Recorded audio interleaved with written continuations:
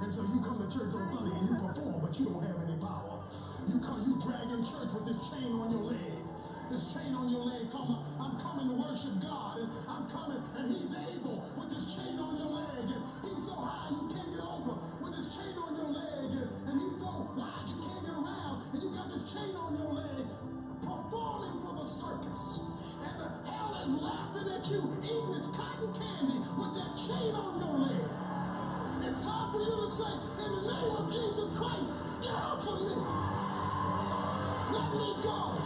Get that chain off of me. I'm free, and he who the Son sets free is free indeed. You're free.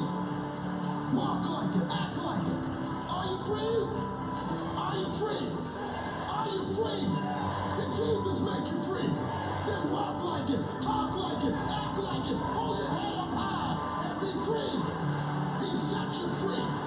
He set you free.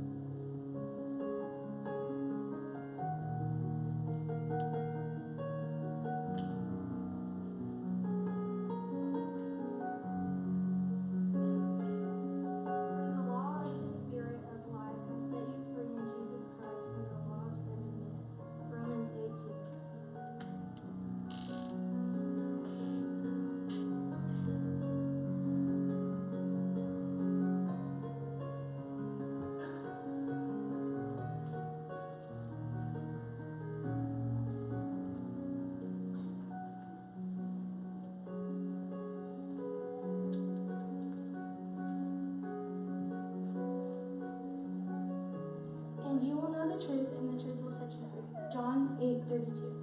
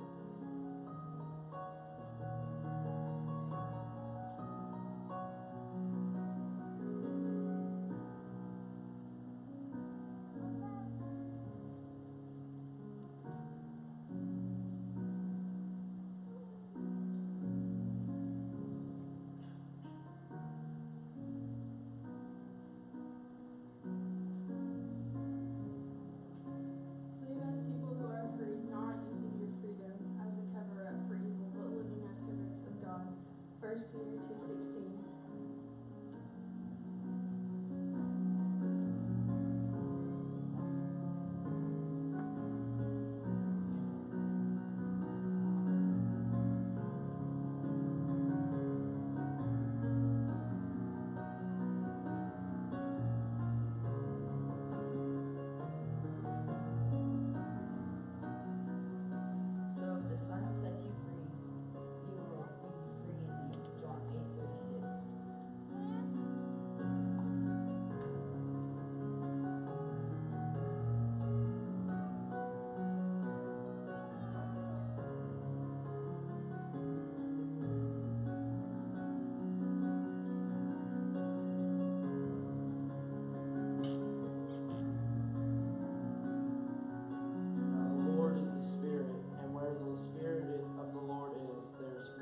2 Corinthians 3:17.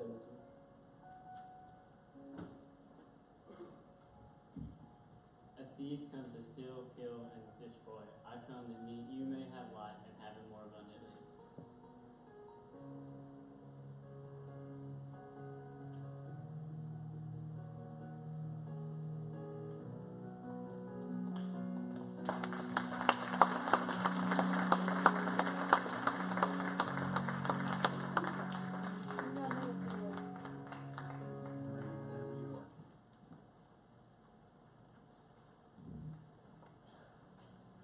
Amen. Amen. All right. I'm going to ask somebody. I'm probably going to pick on. That's still on. You good now? All right. Olivia, I want to pick on you. Be really nice. So, will you please pray over us real quick?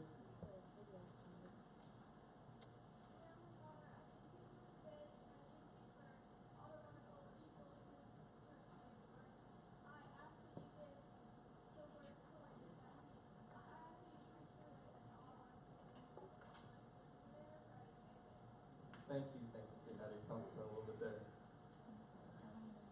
I feel like that mic is going to make a really loud noise if I stand too close to it, so I'm going to try not to. Man.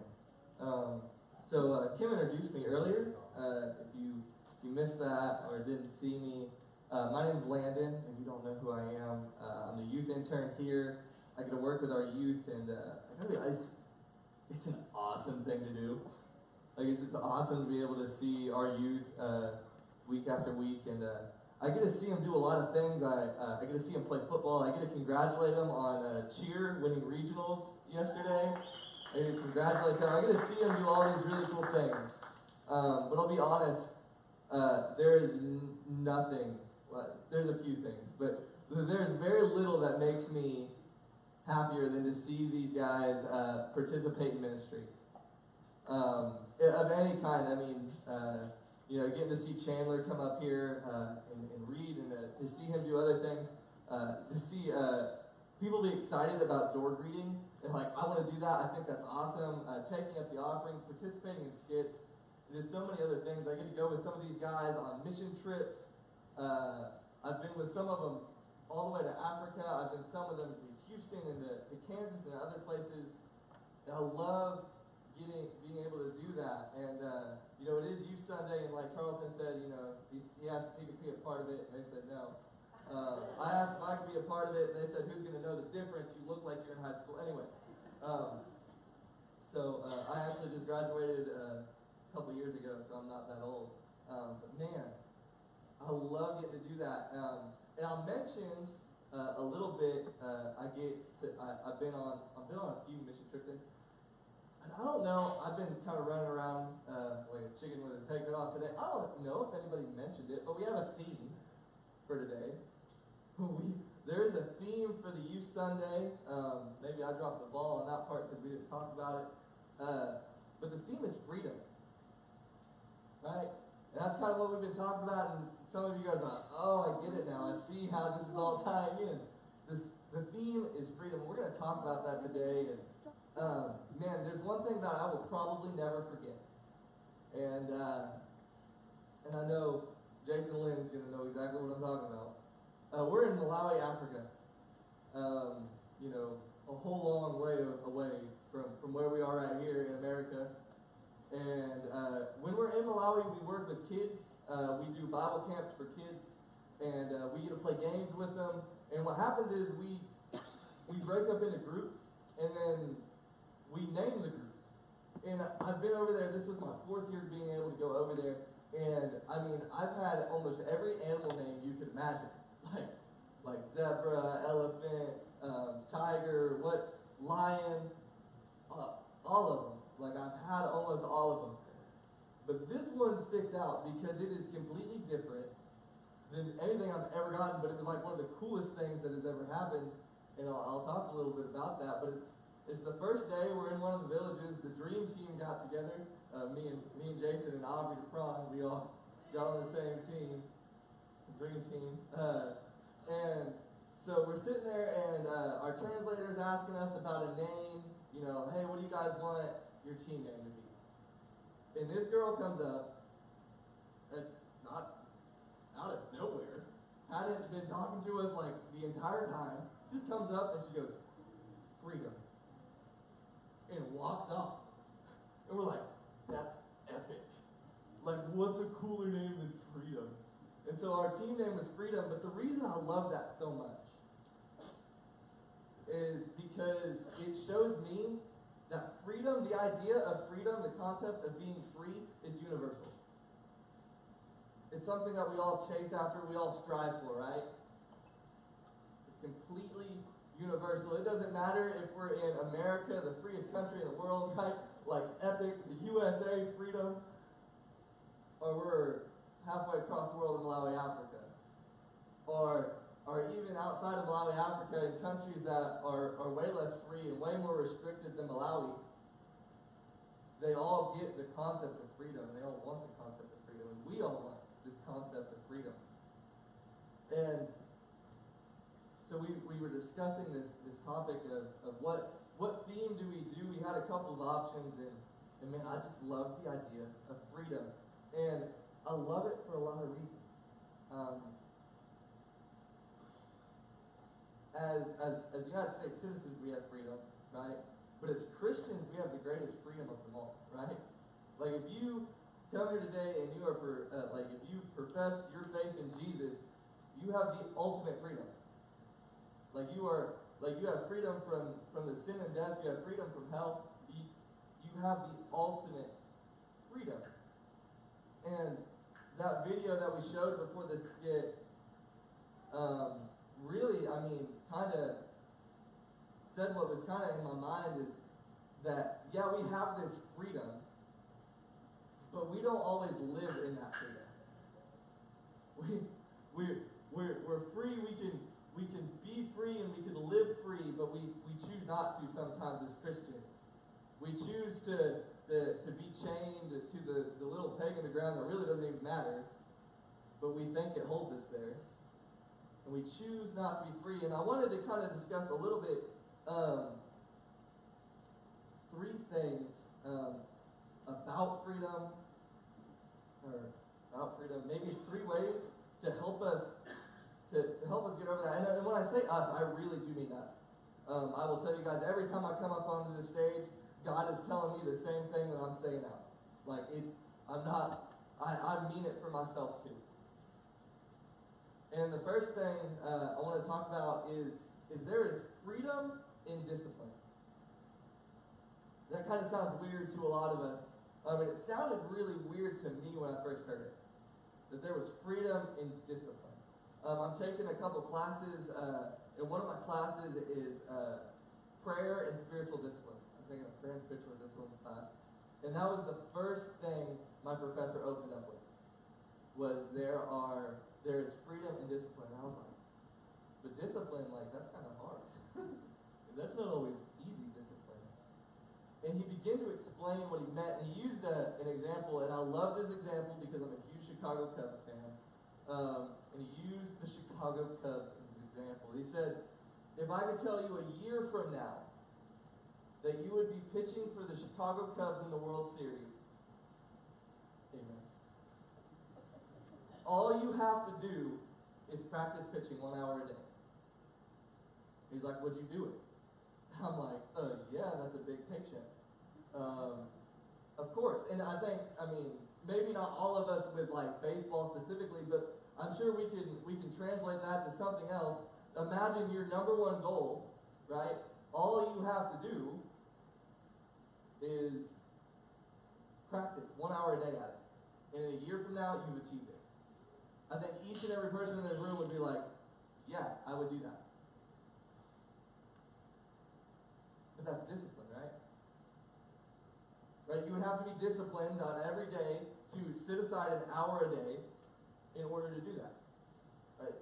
And what he's saying is that there's freedom in discipline because the freedom comes from what you get out of the discipline. Right? And freedom, or discipline, it doesn't hold you back. It's not restrictive as like our culture tells us it is, right? If you're disciplined, you're restricted, you're not doing everything that everybody else is. Well, no, because what you want is where you're going to be free, right? You're going to be free in getting the goal that you So you're not being restricted by anything. And we look at the Bible, right? And some of us, this thing right here, we look at it and we don't apply the same concept to the Bible and into our relationship with Jesus more specifically. That we don't look at this as if we're disciplined in reading our Bible and we're disciplined in praying to God and worshiping, we're not disciplined in doing those things. Like that's okay. That's what we say. We don't apply the same concept. But I think everybody in here, I didn't take a vote, but I don't think I really needed to. We talked about being free, right? And everybody was kind of like, yeah, freedom is epic. Well, the Bible teaches us that there's freedom in the Bible. There's freedom in a relationship with God. It actually says in John, if you flip to it real quick. In John chapter 8, verse 32, then you will know the truth, and the truth will set you free. See, when they talk about the truth, we're actually talking in our I Am series right now that we have typically going on Sundays about I am the way, the truth, and the life. No one comes to the Father except through me. That's what we're speaking on. And that's Jesus speaking about himself. Right? And Jesus says, I am the truth. And then the Bible also says that the truth will set you free. It's also Jesus talking, so I can imagine Jesus probably knew what he was doing. I say probably, he definitely did. So Jesus knows what he's doing. He says, I will set you free. How do you learn about Jesus? How do you have a relationship with Jesus in order for him to set you free? You're disciplined in the ways of getting to know him. Right? Just like any other relationship that you have, if you want to know somebody, you have to spend time with them. Right? And that's a discipline. It's not like a huge discipline that we think about a lot, but it is a discipline. If you want to get to know somebody better, you spend time with them. You ask them questions. You talk to them. It's the same way with Jesus. You spend time with Jesus and you build a relationship with him. And you will learn about the truth that ultimately sets you free. You do that by reading your Bible. You do that by praying, by worshiping, by coming to church. It's a spiritual discipline. One of the things that, I don't remember who said it exactly, but I really liked it. I thought it was kind of a funny analogy kind of thing. He said, if I wanted to get hit by a football player, right? He's like, if I wanted a football player to just come and just knock me out and tackle me and level me, he's like, would I go stand at a church? Would you go stand at a church if you wanted a football player to hit you? No, where would you go? You'd go to a football field, right? Because that's where football players are going to be. You want to have an encounter with God, and he's specifically talking about the spiritual discipline of coming to church. It's like, if you want to have an encounter with God, you want to spend time with God, a church is a good place to start. You typically find people who know Jesus and have an encounter. It's the same way with the Bible. Right? If you want to meet Jesus, you go where Jesus is. Jesus is in the Bible. If you want to meet Jesus, if you want to have an experience with God, you go and speak with him in prayer. All these things. Right? The second thing. So number one, there's freedom and discipline. Right? Don't let this word discipline be a word that scares us, because it does sometimes. The second thing is, I want to say there's freedom and vulnerability. There's freedom and vulnerability. Now, that's another one that's just kind of like, okay. What does that mean? There's freedom and vulnerability. As I was thinking about this, I was trying to think of a good way to put it. Because I could put it really just bluntly, but I didn't think it would come across the right way. And so I was thinking about it, and I started thinking, I'm kind of I am a nerd. We'll just speak on that. And I love history. I love to study just odd things that no one else would actually put more time into, but I do. And one of my favorite things is history. And in history we have something, if you guys don't know, there was the Berlin Wall. So the Berlin Wall was this huge wall that separated West and East Berlin, Soviet Germany versus non-Soviet Germany, right? It separated them. There was this huge wall. You could not cross it. Like, this huge wall separated. That wall was up for 29 years, from 1961 to 1989. This wall was up separating West and East Germany. Or West and East Berlin, whichever, the Berlin Wall. Whichever one you want to say. In 1989, they decided that they were gonna tear it down. We won't get into too many details, but when they decided to tear it down, people from all over, both sides of the wall, came to the wall and started to break it down. Like there were people who came with like sledgehammers, all different stuff, who'd come break down the wall. And when they finally brought in like the bulldozers and the wrecking crew to break down the wall, tons and tons of people came to cheer them on, right? It was this huge event for them. All of that to say that when I say there's freedom and vulnerability, there's freedom, just like there was in Germany at the time. There was freedom in taking down your walls. There's some of us in the room today, and myself included, that at times we just put up walls so people don't actually see what's going on. Or maybe we even try to put up walls so God doesn't see what's going on in our lives. And that's so unfreeing. Because it's not true. Right? We just put up this front that we feel like sometimes we have to come into church and we have to look our best. Like we have to look good, that the kids have to be in line, that everything has to look like it's going great, because if it doesn't look like it's going great, then people are going to think less of me. Why? Why does that matter? Because if we want to be free, we have to take down these walls and be vulnerable and be true and really know what's going on. Because if you're just going to keep putting up walls, it's going to be hard for God to get to work, right? And to change you and to make you into a more free person. So we have to take down these walls. We have to break down these walls that restrict us and put us back. And I'm really trying to think. I'll be honest with you guys, as I was preparing for this lesson, I didn't know how much time I was going to have with everything that was going on today, and so I was really trying to think, and I left this last part kind of open, and I really feel God's been speaking to me throughout the service on this last part, but I'm just going to put out a disclaimer. This is like, we're off the rails now. I have no idea what's about to go out. It's not scripted. Nor was like the first half, but this one really isn't. But the number one thing I wanted us to get is that there is freedom in Jesus. There's freedom in Jesus.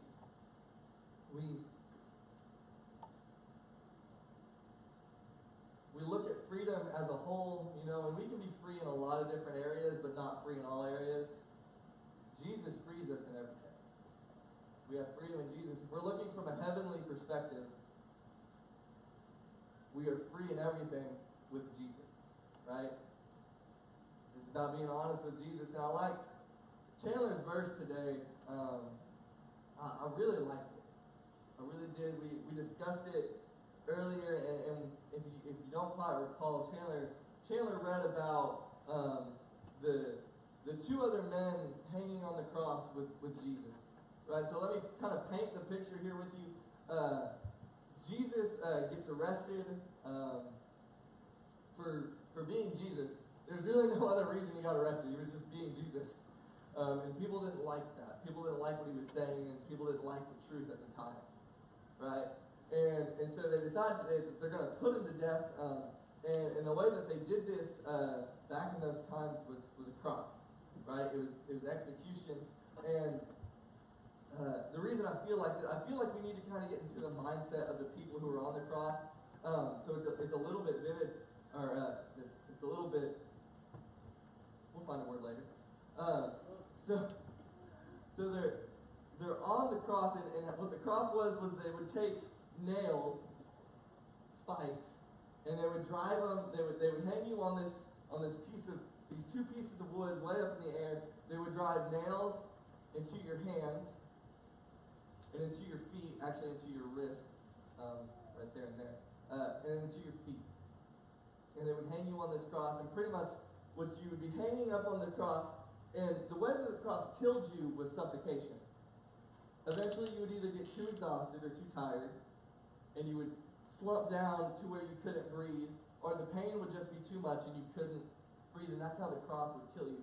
So you can imagine that these two other men who are with Jesus, along with Jesus, are going through a whole lot. Like, I stub my toe when I cry. Like, these guys are going, like, I don't even know what type of pain they're experiencing. I don't think I could ever, like, relate anything to what they're experiencing right now. And one of them says to Jesus, he's like, if you're really the Son of God, like, get us down. And he's kind of like mocking them, right? He's like, you know, kind of, and the other one's like, don't you fear God? He's like, me and you, he's talking to the other criminal, he's like, me and you, we're up here because we did crimes. We did things wrong. This man's done nothing wrong. And he believed that he was the Son of God. That's what he was pretty much proclaiming right then and there, that Jesus was the Son of God. And Jesus is like, dude, you're right. And I'm going to see you in heaven. Right? And I love that because it's an immediate response. Someone says, Jesus, I believe you're the Son of God. And Jesus is like, all right, dude, you're free. And I love that because of the picture that we get painted, because this man was a criminal. This man wasn't free by worldly standards at all. He was actually quite the opposite. He was getting killed. He did something apparently so bad that they were going to put him to death. They did put him to death. But Jesus says, because of your belief, your trust, and your love for me, I believe that this man truly looked at Jesus with love. You're set free. There's another picture earlier in the Bible where it's Passover time, and they're actually like, Jesus is on trial, so to speak. And part of the Jewish tradition, the Jewish culture at the time was over the Passover, which was the event that was going on when all this was going on, when Jesus was being arrested and tried and killed. They were going over the Passover, and it was Jewish tradition to let go one prisoner on like death row. Right? It was their custom that they were going to let go one. So Pilate, maybe it was Pilate, I'm not. Anyway, he calls up Jesus and this man named Barabbas. Now Barabbas was like totally not a good guy. Again, dude was, for one, he was known probably more than these other two criminals were known for just being a bad dude. For deserving death on the cross. And they bring up Jesus and Barabbas. And they go to the crowd and they're like, all right, so we have Jesus, the man who claims to be the Son of God, that claims to be God, and to be the way, the truth, and the life, the only way to get to heaven. You can either have this guy, we can let this guy go, or we can let go of Barabbas. The murderer, the killer, the thief. I mean, the list goes on. You have either one, and the crowd yells out Barabbas. They want Barabbas to be set free. They didn't want Jesus, they wanted Barabbas. And in me, if I'm in Jesus' mind, like, I'm starting to tell people off at this point, right? Like, I'm like, are you kidding me? Like, this dude is like the worst of the worst dudes. All I've ever done was help people. Like, ask around. I bet some of y'all were there. I remember your faces. You were there when I healed the blind man. You were here when I told that lame person to get up and walk. You were here when people were hungry, and so we took the fish and the bread and we multiplied it so that they could eat. You were here. You saw this. And you're going to take Barabbas? But Jesus doesn't do any of that. To which I kind of scratch my head, because that's completely opposite of what my nature would be. Is to remain silent in that point. He does none of that. And then what I realize is that this is a great representation of us, right? Only we're not on the good side of the coin of Jesus over here. We're actually just like Barabbas. That in our sin, in our debt that we owe, that we cannot repay, pretty much. Once we sin, we're separated from God, and there's nothing that we can on earthly do, or there's nothing that we can do to fix that. The only way we can fix that is through the forgiveness of God, through the forgiveness of Jesus. So there's really nothing we can do. So we're over here as guilty can get, right? We're all sinners. And we have Jesus over here, who's the sacrifice for us, who died on the cross and rose again for us, came down to earth, lived a perfect life, and then died for us. He's over here. And when we get set free, he sets us free. He's like, yeah. Which I'm like, Jesus, bad move. I'm kind of guilty. And Jesus is like, I know. He's like, but I love you. And I set you free. See, Jesus didn't let Barabbas go. Probably, I don't think Jesus really was feeling too great about having to die on a cross. I think the human side of Jesus was probably really not looking forward to that. But Jesus saw his love that he had for Barabbas and knew that he had to die on the cross for us. And so in that moment, when Jesus sits there and lets Barabbas go, and lets Barabbas go free, he was thinking about each and every one of you and the love that he has for you, and that he was going to die on the cross for you so that you could be free.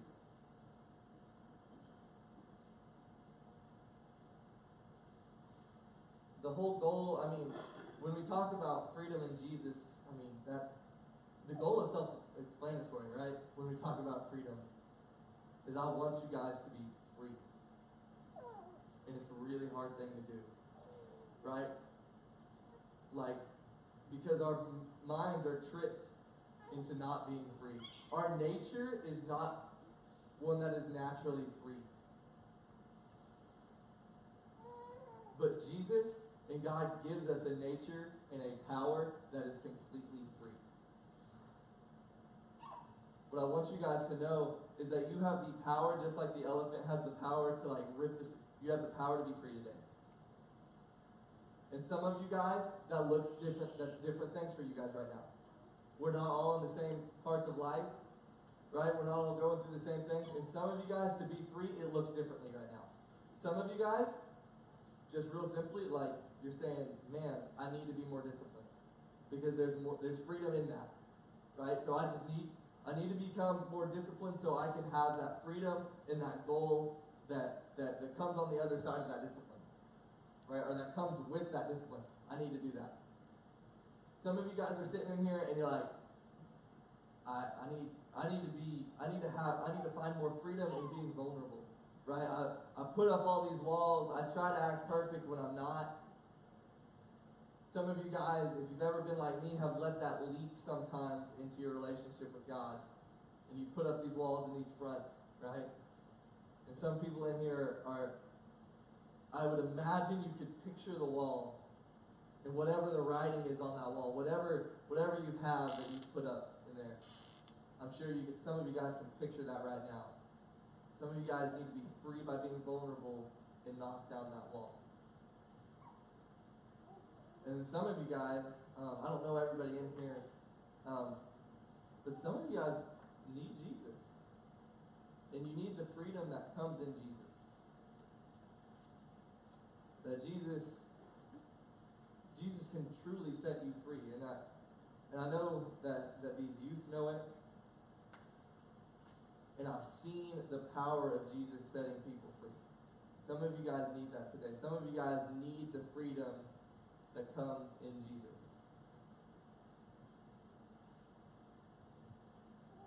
And I would hope that what you guys can do today, and what I will challenge you guys to do today, is find out whatever freedom, like where do you need? Do you have, is it just in discipline? Is it just in vulnerability? Or do you need Jesus? Figure out which one it is and take action. Take the steps in order to become free. And live your life in freedom. Because we've been blessed to be free. I want to pray for us real quick. Pray over you guys. Dear Lord God, I thank you for this day. I thank you for the amazing youth that we have. I thank you for their willingness to be a part of ministry.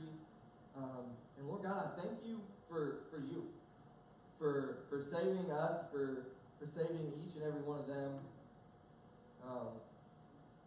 And Lord, I thank you for freedom. Thank you for the freedom that we have in this country.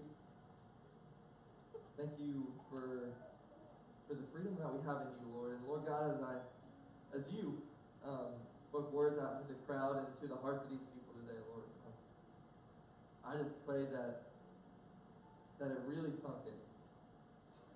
Lord, that you have spoken to them and that you have showed them areas in their life that they could and should become free in. Lord God, help them to take the steps to become free. Help them pull the peg out of the ground and use the power that you have given them in order to become free. In your holy name I pray. Amen. Amen. Thank you, Landon. Just to let you know, the invitation here is 24/7. We'll be around after the service if you need to speak with someone. Didn't our youth do a great job today?